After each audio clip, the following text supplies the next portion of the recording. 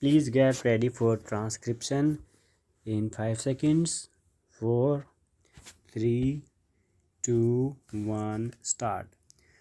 Tomorrow we will celebrate the Republic Day. On this auspicious occasion, I am happy to greet you all, my fellow citizens at home and abroad, and convey to you my good wishes.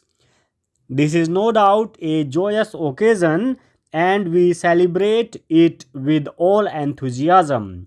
But this is also an occasion for calm introspection about where we stand and in what direction we are going. A few years back, our country was suffering from deficit in food grains and some people abroad had written us off a country which could not be saved. In their view, our agriculture had no future and we would be exposed to recurring famines. These prophets of gloom had reckoned without our untiring Kisan, and they have been proved false. This country, which was producing 5 crore tons of food grains in 1950, has now reached a level of over 20 crore tons despite of floods and other natural calamities in several parts of the country. The credit for this goes to the Kisans, the vast majority of whom are small and marginal farmers. The developmental efforts over the last 30 years, which have been channelized by successive 5-year plans, have resulted in the execution of many major, medium, and minor irrigation projects all over the country. The assured water supply from these projects, as well as production of fertilizers, pesticides, and high yielding strains, have all aided the Kisan in ushering in an era of plenty. Because of the record output of food grains and industrial raw materials, we have been able to achieve a measure of price stability and contain inflation. Food sufficiency is among the major factors that have helped the country to sustain and strengthen its political and economic independence. We cannot, however, afford to be complacent. In the coming years, we will have to place agriculture on a sounder and more viable base. We will have to assure fair prices for the farmers' produce and reduce the cost of inputs that will encourage the Kisan to work harder and show better results. There has to be an intensive study of the agroecology of every area, and we must build up self-reliance of each area in order to ensure the full development of its potential. If farmers, scientists, extension workers, developmental administrators, mass media agencies, and above all, our political leaders will all work together, we can soon regain the old image of our as a land full of milk and honey. While this achievement is certainly within our reach, a radical change in the entire value system of our urban societies is essential for attaining this goal. The brain drain and the depletion of resources from the village to the city must not only be stopped but must be reversed. The imperative need is for a happy combination of brain and brawn for achieving the rural prosperity. Those living in villages and our scientists and technologists who choose to work in villages must be provided with adequate facilities. The basic minimum needs of the rural people must be fulfilled without further delay.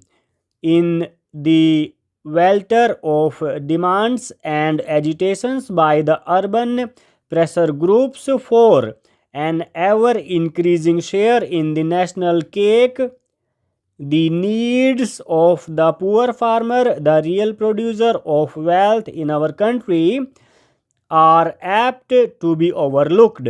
Let us not forget that India will prosper only if the tiller of the soil lives and prospers. Our hard-working peasantry have proved time and again that they are ready to adopt new technology provided they are helped to do so. It is now the responsibility of every citizen in this country to ensure that our farmers are able to produce more food from less land. This presupposes considerable attention in safeguarding our basic agricultural assets like soil, water, flora, and fauna so that productivity can be improved without harming the long term production potential of soil and water. I have had occasion to fly over the Himalayas in the recent months and I was shocked to see the extent of deforestation that has taken place. What was once all greenery has been reduced to barren rocks. Such denudation and the resultant soil erosion pose a grave danger to our future. Floods and droughts are caused by thoughtless destruction of forests. We should ensure that in our zeal to bring more land under the plow, we do not disturb the delicate balance of nature.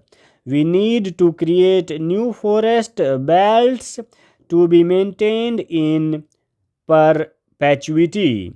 I am happy that the state governments are now imposing restrictions on the felling of trees and preventing further denudation of forest areas.